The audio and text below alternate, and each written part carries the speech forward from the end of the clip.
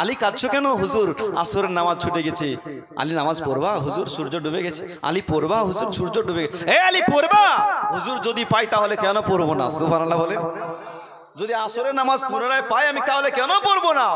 कि वो नमाज़े अली हो गई जब कजा तो हुक्म आका के सूरज ये कहने लगा। वो नमाज़े अली हो गई जब कजा तो हुक्म आका के सूरज ये कहने लगा।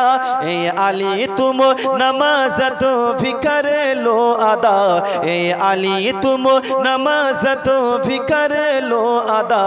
लो मैं फिर आ गया आमने सामने। अल्लाह सुभान अल्लाह। नारे तकबीर, नारे तकबीर, नारे रिसालत, नारे रिसालत। मसलके आला हजरत, मसलके आला हजरत हजरत अल्लामा मौलाना ताजिबुल इस्लाम साहिब, हजरत लो मैं अल्लामा फिर मौलाना आ ताजिबुल गया इस्लाम साहिब। आमने सामने।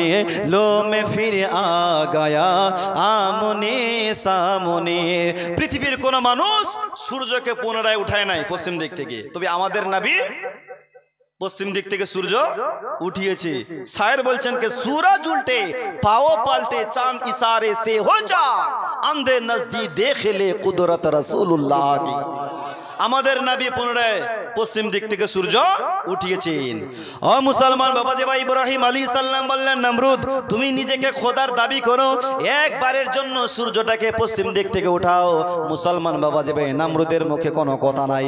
এমন সময় নমরুদ বলছেন ইব্রাহিম আমার মুখের সামনে টপর টপর, আমি এত বড় একজন বাদশাহ আর আমার মুখের সামনে টপর টপর করো? এই ইব্রাহিমই আমাদের মূর্তিগুলো ভেঙেছে, এটাও এরই কাজ। তো ইব্রাহিম আলাইহিস সালাম বললেন নমরুদ আমাকে কেন জিজ্ঞাসা করো, বড় মূর্তির কাঁধে কুড়ালখানা রাখা আছে, আমার তো মনে হয় রেগে ওই ভেঙেছে ছোটগুলোকে। মূর্তিকে জিজ্ঞাসা করতে পারো না?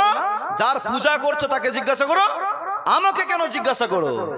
নমরুদ বাদশা বললেন ইব্রাহিম মূর্তিকে কথা বলতে পারে, মূর্তিকে কথা বলতে পারে। ইব্রাহিম আলাইহিস সালাম বললেন যে কথা বলতে পারে না, যার কোনো ক্ষমতা নাই, যার কোনো শক্তি নাই, তার পূজা করছো কেন?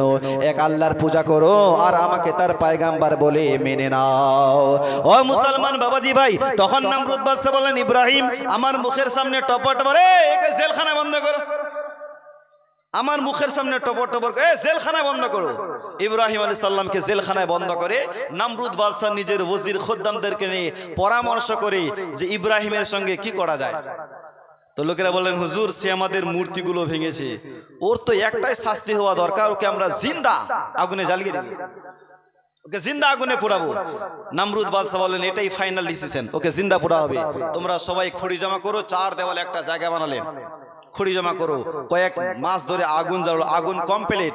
এইবারে ইব্রাহিম আলাইহিস সালামের হাত পা গুলো বেঁধে আগুনে চালিয়ে দিচ্ছে, আগুনে ফেলে দিচ্ছে। ও মুসলমান বাবাজি ভাই, ইব্রাহিম আলাইহিস সালাম যখন আগুনের মধ্যে যায়, ইব্রাহিম নবী যখন আগুনের মধ্যে যায়, ওই সময় আল্লাহর ফেরেশতা হযরত জিবরিল আলাইহিস সালাম এসে বলেন হুজুর আপনি যদি আদেশ দেন তাহলে মুহূর্তের মধ্যেই আগুনকে নিভিয়ে দেব, না হয় উড়িয়ে নিয়ে চলে যাব। আমার ইব্রাহিম আলাইহিস সালাম বললেন ভাই জিবরাইল আচ্ছা বলো তো আগুন কে জ্বালায়? তো বলছে আল্লাহ। ইব্রাহিম আলাইহিস সালাম বললেন আরে ভাই জিবরাইল জানতা है वो मेरे रब्बे জালিল, आग में जाता है उनका खलील, তোমার কাছে কোনো আমার সাহায্য লাগবে না। জোরে বলো, তোমার কাছে সাহায্য লাগবে না, আমার আল্লাহ জানে তার ইব্রাহিম আগুনের মধ্যে যাচ্ছে। ও মুসলমান বাবাজি ভাই, ইব্রাহিম আলাইহিস সালাম যখন আগুনের মধ্যে যায়, আমার আল্লাহ আগুনকে ডেকে বললেন ইয়া নারু কুনি বারদাও সালামান আলা ইব্রাহিম। আল্লাহ বলতে নাই সঙ্গে সঙ্গে আগুন ঠান্ডা হয়ে গেল, আগুন আপনার ফুল বাগান হয়ে গেল। আল্লাহ করতে পারে কি পারে না? ও মুসলমান আল্লাহ কি না করতে পারে? আল্লাহ সেকেন্ডের মধ্যে পাহাড়কে সমুদ্র বানাতে পারে, সমুদ্রকে পাহাড় বানিয়ে দিতে পারে। মুসলমান বাবাজি ভাই, রব্বুল আলামিন সব কিছু করতে পারে। ও মুসলমান বিশাল বড় আগুনকে আল্লাহ ফুলের বাগান করে দিলেন। কিছুক্ষণ আগুনে থাকার পর নমরুদ বাদশা ভাবলেন এতক্ষণ তো মনে হয় না ইব্রাহিম জ্বলে হলে সারখার হয়ে গেছে, একটু ছাদে গিয়ে দেখি তো ইব্রাহিমের অবস্থা কি হয়েছে। ছাদের উপরে গিয়ে উঠে দেখছে যে ইব্রাহিম আলাইহিস সালাম আগুনে বসে আছে আর সমস্ত আগুন ফুল বাগান হয়ে গেছে। জোরে বলো, আগুন ফুল বাগান হয়ে গেছে। তাজ্জুব হয়ে গেল। ইব্রাহিমের এক বেটি ছিল রাগাফা, ছাদের উপর থেকে এই রকম মোজেজা দেখে অবাক। নামরুদের বেটি রাগাফা ইব্রাহিম নবীর কালেমা পড়ে ঝাঁপ দিয়ে লাফ মেরে ওই আগুনের মধ্যে পড়ে গেছে। জোরে বলুন না, লা ইলাহা ইল্লাল্লাহ ইব্রাহিম খলিলুল্লাহ বলে আগুনে ঝাঁপ দিয়েছে। নবীর মোহাব্বতে ঝাঁপ দিয়েছে, তো নামরুদের বেটি রাগাফাকেও আগুন পুরাতে পারে না। নবীর মোহাব্বতে ঝাঁপ দিয়েছে, তার বেটিকে আগুন পুরায় নাই। এতে কি বুঝলাম? যেই লোকটার অন্তরে নবীর প্রেম, নবীর ভালোবাসা থাকবে, আরে দুনিয়ার আগুন কেন, জাহান্নামের আগুনও তাকে ছুঁইতে, জোরে বলুন, ছুঁইতে পারবে না। মুসলমান বাবাজি ভাই, শুধু তাই নয়, বিশ্ব নবীর জামানায় একজন মহিলা বুরখা পরে, বুরখাদের আকৃত হয়ে সমস্ত শরীরকে পর্দা করে রাস্তা ধরে হাঁটতে হাঁটতে চলে যায়। একটা যুবক ছেলে বললেন, মা কই যাও? ও জননী কই যাও? তো বললেন, বাবা আমি নবীর জালসা শুনতে যাচ্ছি। সুবহানাল্লাহ বলেন। কার জালসা? নবীর জালসা। যিনি বক্তার বক্তা, সেরা বক্তা। তো বলছে, বাবা আমি নবীর জালসা শুনতে যাচ্ছি। তো যুবক সেটা বললেন, মা নিশ্চয়ই আপনি রাসূলুল্লাহকে খুব ভালোবাসেন। তো বলে, হ্যাঁ বাবা আমি নবীকে বড্ড ভালোবাসি, নিজের জীবনের চাইতেও বেশি ভালোবাসি। যুবক ছেলে বললেন, মা যদি সত্যিকারে নবীকে ভালোবাসো মা, তাহলে তোমার একটু চেহারাখানা দেখাও আমাকে। কেমন তুমি নবীর প্রেমিক, তোমার চেহারাটা একটু দেখতে চাও। ওই মহিলাটা মনে মনে ভাবছেন, আল্লাহ আমার চেহারা যদি পর পুরুষকে দেখাই আমার তো গুনাহ হবে, আর যদি না দেখাই আমি নবীকে ভালোবাসি এটারও মিথ্যা দাবি হবে। যেহেতু আমাকে নবীর দোহাই দিয়ে বলেছেন রব্বুল আলামিন, এখন আমি কি করি গো আল্লাহ? তাই ওই মহিলাটা কি করলেন? আল্লাহর উপরে ভরসা করে নবীর মোহাব্বতে পর পুরুষকে আপনার নিজের চেহারাখানা দেখিয়ে দিলেন। জোরে বলুন, পর পুরুষকে চেহারা কি দেখা যাবে? যাবে জি। কিন্তু আমাদের মা বোনেরা কি এটা ভাবে? কোম্পানি 12 হাত 14 হাত শাড়ি দিয়েছে, তবুও মাথা ঢাকতে গেলে কোমরটা দেখা যায়, আর কোমর ঢাকতে গেলে মাথাটা বেরিয়ে যায়। এই যে 14 হাত শাড়িটা কোথায় রাখছে বুঝতেই পারছি না, কোথায় রাখে? বেপর্দা হয়ে ঘুরে বেড়ায় রাস্তাঘাটে। এখন রাস্তা মাঠে ঘাটে ঘোরাফেরা করলে, টাউন বাজারে ঘোরাফেরা করলে বুঝতেই পারি না পেছন দিক থেকে দেখলে যেটা পুরুষ যায় না মহিলা যায়। কি ভাই, পুরুষ না মহিলা বুঝতে পারি না। মহিলাও পড়ছে প্যান্ট শার্ট, পুরুষও পড়ছে প্যান্ট শার্ট, মহিলাও রাখছে ছোট ছোট চুল, পুরুষও রাখছে ছোট ছোট চুল। পেছন দিক থেকে দেখে ভাবলেন কোনো চাচা, সামনে গিয়ে দেখছে হায় রে চাচা নয়, আমাদের গ্রামের জরিনা। কে? আমাদের গ্রামের জরিনা। ওরে আগের মতো শান্তি তো আর এখন পাওয়া যায় না, মানুষও পাল্টে গেছে, পাল্টায়নি জামানা। জামানা ঠিক আছে, মানুষও পাল্টে গেছে, মানুষও পাল্টে গেছে, জামানা ঠিক আছে। চুলগুলো খাটো খাটো, প্যান্ট শার্ট আটো সাটো, সানগ্লাস চোখে তার যেন কোনো জমিদার, বুট জুতা পায়ে দিয়ে কাঁধে এক ব্যাগ নিয়ে, ঠোঁটে দেয় লিপস্টিক, চোখ মনে হলো ভদ্রলোক। কাছে গিয়ে চাইয়ে দেখে এ তো পুরুষ মানুষ না। মাসাল্লাহ দাঁড়াইয়াছে মিস জরিনা, হায়াপা মাসাল্লাহ দাঁড়াইয়াছে মিস জরিনা। কথা বলেন। যাকে আমি চাচা ভাবলাম, চাচা না, ওটা জরিনা। প্যান্ট শার্ট পরে, বুট জুতা পরে হাঁটতে হাঁটতে চলে যায় আমাদের রায়গঞ্জে। এই হয়ে গেছে অবস্থা। আজকালকার মা বোনেরা পর্দার সই চলতে চায় না। ও মুসলমান বাবাজি ভাই, ওই মহিলাটা পর পুরুষকে চেহারাখানা দেখালো। ওই পুরুষটা বললেন, মা বুঝলাম মা তুমি নবী মুস্তাফাকে নিজের জীবনের চাইতেও বেশি ভালোবাসো, এই জন্য তোমার চেহারাখানা আমাকে দেখালে। ও মুসলমান, ওই মহিলাটা আমার নবী মুস্তাফার জালসা শুনতে চলে গেলেন। 1 ঘন্টা 2 ঘন্টা জালসা শুনে নাই, মাত্র আধা ঘন্টা জালসা শুনলেন। আধা ঘন্টা জালসা শোনার পর বাড়ি চলে আসলেন। আসার পর নিজের স্বামীকে বললেন, স্বামী জান, ওগো আমার মাথার তাজ, আজ আমি বিশাল বড় একটা গুনাহের কাজ করেছি। তার স্বামী বললেন, কি গুনাহের কাজ করেছো?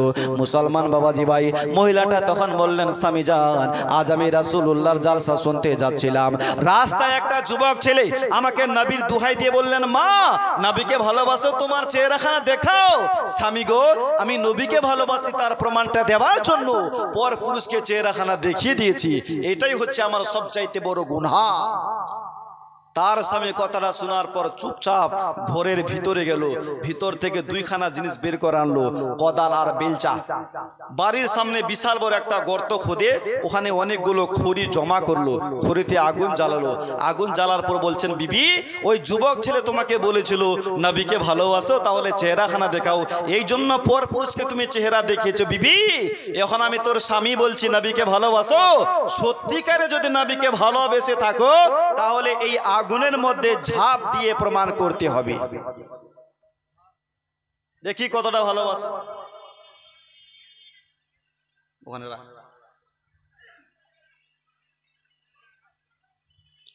দেখি কতটা ভালোবাসো। যুবক ছেলে বলেছে চেহারাখানা দেখিয়েছো, আমি এখন বলছি যদি সত্যিকারী নবীর প্রেম তোমার অন্তরে থাকে আগুনে ঝাঁপ দিয়ে তুমি প্রমাণ করো। ও মুসলমান বাবাজি ভাই, মহিলাটা শুনতে নাই, চিন্তায় পড়ে গেল, আল্লাহ এখন আমি কি করি? এখন যদি আমি আগুনের মধ্যে ঝাঁপ না দিই আমার স্বামী আমাকে মিথ্যা মনে করবে, আমার স্বামী আমাকে বিশ্বাস করবে না। রব্বুল আলামিন এখন আমি কি করি গো আল্লাহ? ওই মহিলাটা কি করলেন বাবা? আল্লাহর উপরে ভরসা করে নবীর মোহাব্বত, নবীর ভালোবাসা অন্তরে রেখে কথাটা শোনার সঙ্গে সঙ্গে আগুনে ঝাঁপিয়ে পড়ে গেলেন। তার স্বামী যেমনই পেছনে তাকায়, হায় হায় আমার স্ত্রী তো সত্যিকার আগুনে পড়ে গেছে, এটা তো আমার মনের কথা ছিল না, অন্তরের কথা ছিল না, আমি তো মজাক করে বললাম, ভয় দেখানোর জন্য বললাম, সত্যিকারে এইভাবে আগুনে পড়ে যাবে আমি তো কোনোদিন ভাবতেও পারি না। তার স্বামী খুব বাঁচার চেষ্টা করলো কিন্তু বাঁচাতে পারলো না, দাও দাও করে আগুন জ্বলে বাঁচাতে পারলো না। ওইদিকে আমার নবীর মেহফিল চলছিলেন, নবীর ওয়াজ চলছিলেন, তাই লোকটা দৌড়াতে দৌড়াতে আমার নবীর কাছে গেল। যাওয়ার পর বললেন, নবী গো, ও নবী আমি তো জাহান্নামী হয়ে গেলাম ইয়া রাসূলুল্লাহ। রব্বুল আলামিন কোরআনের মধ্যে বলেছেন একজন মুসলমান অপর মুসলমানকে খুন করলে তার ঠিকানা জাহান্নাম হবে। ইয়া রাসূলুল্লাহ আমি শুধু মুসলমান নয়, একজন মুমিনকে কতল করেছি, একজন আশিকে রাসূলকে কতল করেছি। ইয়া রাসূলুল্লাহ আমি আমার স্ত্রীকে খুন করেছি, এই জন্য আমি জাহান্নামে হয়ে গেলাম। বিশ্ব নবী শোনার পর বললেন, সাহাবা কি হয়েছে একটু এ টু জেড তুমি খুলে বলো। লোকটা তখন বললেন, হুজুর আমার স্ত্রী আপনার জালসা শোনার জন্য আসছিলেন, রাস্তায় একটা যুবক ছিল আমার স্ত্রীকে বলেছিল, মা নবীকে ভালোবাসো তোমার চেহারাখানা দেখাও, এই জন্য আমার স্ত্রী পরপুরুষকে চেহারা দেখিয়েছে। নবী গো, ও নবী এ কথা শোনার পর আমি আমার স্ত্রীকে বলেছিলাম, বিবি রে যদি সত্যিকারে নবীকে ভালোবাসো আগুনের মধ্যে ঝাঁপ দিয়ে প্রমাণ করো। ইয়া রাসূলুল্লাহ আল্লাহর কসম করে বলি এটা আমার মনের কথা ছিল না, এটা অন্তরের কথা ছিল না। হুজুর আমি তো মজাক করে বললাম, কথাটা বলা শেষ হয় নাই, আমার স্ত্রী নিজের জীবনের দিকে পরোয়া না করে আপনার মোহাব্বতে আগুনে ঝাঁপ দিয়ে দিয়েছে। জোরে বলুন। হুজুর আমার মনের কথা ছিল না, নবী গো মজাক করে বলেছিলাম। বিশ্ব নবী শোনার পর মুচকি হেসে দিলেন। সুবহানাল্লাহ বলে। আরে নবী হাসি, সাহাবী খুশি। কেন খুশি হবে না? কারণ নবীর জবান থেকে যেটা বের হয়ে যায় वो जुबा जिसको सब कुन की कुंजी कहे उनकी नाफिज हुकूमत पे लाखों सलाम। আরে নবীর জবান থেকে যেটা বেরিয়ে যায় সেটাই আমার আল্লাহ পাক কবুল করে নেয়। বিশ্ব নবী শোনার পর বললেন, সাহাবা তোমার স্ত্রী আমাকে ভালোবাসে তার প্রমাণটা দেওয়ার জন্য আগুনে ঝাঁপ দিয়েছে। ওরে আমার সাহাবা তোমার স্ত্রী কই আগুন পুরাতে পারে না। আগুনের কি মজাল যে তোমার স্ত্রীকে পুড়ায়? যাও বাড়িতে যাও, তোমার স্ত্রীকে আগুন পুরাতে পারবে না। কে ও মাদিনা ওয়ালা নবী সব হারালেও তোমায় আমি চাই। জোরে বলুন। वो मदीना वाला नबी सब हारालेও তোমায় আমি চাই। তোমার প্রেম যন্ত্রণা আর মানি না বন্ধনা, তোমার প্রেম যন্ত্রণা আর মানি না বন্ধনা, তোমার প্রেম মন্ত্রণালয় এবার যেতে চাই। ও মদিনা ওয়ালা, ও মদিনা ওয়ালা নবী সব হারালেও তোমায় আমি চাই। জোরে বলো। এই ধরার মাঝেতে, এই ধরার মাঝেতে তুমি ছাড়া কোন নবী বলেন বাড়ি যাও, তোমার স্ত্রীকে ওই আগুন পুরাতে, জোরে বলেন পুরাতে পারবে না, যাও বাড়ি যাও। সাহাবী খুশি হয়ে গেল, বাড়িতে গেল। যাওয়ার পর কি দেখছেন যে তার স্ত্রী আগুনে বসে আছে। আরে মানুষ পুরা তো দূরের কথা, শরীরের চুল পুরা তো দূরের কথা, যে কাপড়টা লেগে আছে ওই কাপড়টাও পুরাতে পারে না। জোরে বলুন। যে কাপড়টা পড়ে আছে ওই কাপড়ও পুরাতে পারে না। কি বুঝলাম? যে যারই অন্তরে নবীর প্রেম নবীর ভালোবাসা থাকবে দুনিয়ার আগুন কেন জাহান্নামের আগুন ছুঁইতে পারবে না। বিশ্ব নবী দো জাহানের বাদশা একদিন মসজিদে নববীতে ওয়াজ করছেন, নবী ওয়াজ করছেন, বক্তব্য দিচ্ছেন। আর একটা বয়স্ক বুড়া সাহাবী দাঁড়িয়ে বলেন, হুজুর কায়ামত কবে হবে, কায়ামত কবে আসবে? নবী শোনার বলে, বুড়ো কায়ামতের জন্য কিছু সঞ্চয় করেছো না এমনিতেই বলো? কায়ামতের জন্য কিছু সঞ্চয় করেছো? ও ও মুসলমান বাবাজি ভাই, সাহাবী শুনতে নাই, দুই চোখের পানি ছেড়ে কান্না করতে লাগলো। ইয়া রাসূলুল্লাহ, কিয়ামতের জন্য কিছুই করতে পারি নাই, আমার নামায় আমালে সামান্য নামাজ আর সামান্য রোজা আছে, কারণ আমি বয়স্ক কালে আপনার কালেমা পড়ে মুসলমান হয়েছি নবী গো, বেশি দিন নামাজও পড়তে পারি নাই, বেশি দিন রোজাও রাখতে পারি নাই। তবে হুজুর, এই নামাজ আর রোজা ছাড়া আর একটা জিনিস আমার অন্তরে ঢুকে আছে, সেটা হচ্ছে আপনার ভালোবাসা। জোরে বলুন, সেটা আপনার ভালোবাসা আমার অন্তরে ঢুকে আছে। বিশ্বনবী শোনার পর বললেন, সাহাবা আর চিন্তা করতে হবে না, আর তোমাকে চিন্তা করতে হবে না, তোমার অন্তরে আমার প্রেম আমার ভালোবাসা ঢুকে আছে, এতটুকুই যথেষ্ট। এই আমার সাহাবা, কাল হাসরের ময়দানে আমি রাসূলুল্লাহর সঙ্গে তোমার হাসর হবে। আল্লাহর নবী বললেন, এই পৃথিবীতে যে যার সঙ্গে মুহাব্বত রাখবে ওই লোকটার সঙ্গে আপনার হাসর হবে। আপনার বন্ধু যদি জেনাখোর হয়, জেনাখোরের সঙ্গে হাসর হবে। আপনার বন্ধু যদি মদখোর হয়, আপনার বন্ধু মদখোরের সঙ্গে হবে। আপনার বন্ধু যদি সুদখোর হয়, আপনার হাসর সুদখোরের সঙ্গে হবে। এইবারে আপনারাই বলুন, দুনিয়াতে ভালো মানুষের সঙ্গে বন্ধুত্ব করার দরকার আছে না নাই? জোরে বলুন, আছে না? আপনার বন্ধু যদি আলিম হয়, আপনার হাসর আলিমের সঙ্গে হবে। আপনার বন্ধু যদি পীর হয়, আপনার হাসর পীরের সঙ্গে হবে। মুসলমান বাবাজি ভাই, এই জন্য দুনিয়াতে ভালো মানুষের সঙ্গে বন্ধুত্ব করেন, ওই লোকটার সঙ্গে কাল কিয়ামতের ময়দানে আপনার হাসর হয়ে যাবে। ভালো মানুষের সঙ্গে বন্ধুত্ব রাখেন। তবে আমরা ভালো মানুষের সঙ্গে কমই বন্ধুত্ব রাখি, আলিমকে তো দেখতে পারে না। কিছু কিছু মুসল্লি আছে, সব সময় মৌলবীর পেছনে পড়ে থাকে। মৌলবী সাহেব এটা কেন করছেন, ওটা কেন? আরে মৌলবীকে তোমার বাপের চাকর, ইমাম হচ্ছে আল্লাহর ঘরের ইমাম। জোরে বলুন, তোমার বাপের চাকর নয়, তোমার বাড়ির চাকর নয়, ইমাম হচ্ছে আল্লাহর ঘরের ইমাম। ইমামকে যদি সম্মান দেন, তাহলে আমার নবীকে সম্মান দেওয়া হবে। জোরে বলুন, ইমামকে ভালোবাসলে আমার নবীকে ভালোবাসা হবে। আর যারা ইমামকে গালি দেয়, স্বয়ং আমার নবী বলেছেন, এটা আমার কথা নয়, যারা মসজিদের ইমামকে গালি দেয় এরা হালালি সন্তান হতেই পারে না, এরা হচ্ছে জারজ সন্তান।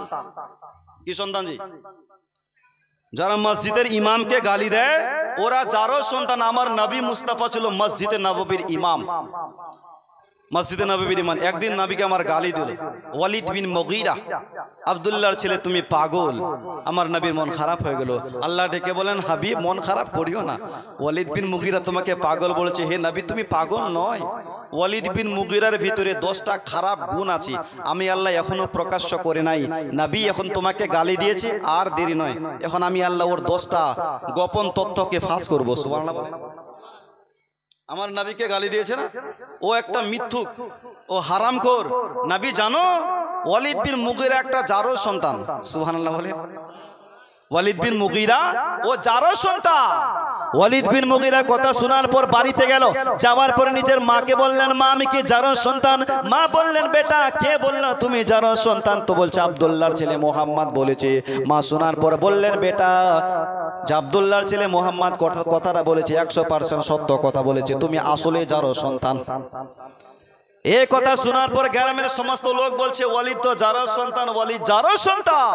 আমার আল্লাহ ডেকে বলেন, হাবিব তোমাকে গালি দিয়েছে।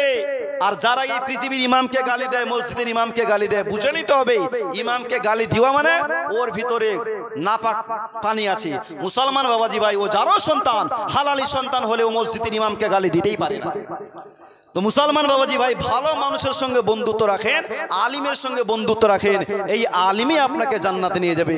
হ্যাঁ, খারাপ আলিম যদি হয় তো ওই খারাপ আলিম আগে জাহান্নামে যাবে। আলিমে আগে জান্নাতে যাবে আর আলিমে আগে জাহান্নামে যাবে। বুঝতে পারলেন? আলিমও জাহান্নামে যাবে যদি ওই রকম আলিম হয়। পয়সাওয়ালারা মিলাদে দাওয়াত করেছে, চলে গেছে, গরিব দাওয়াত করেছে, যায় নাই, এটা বিচার হলো?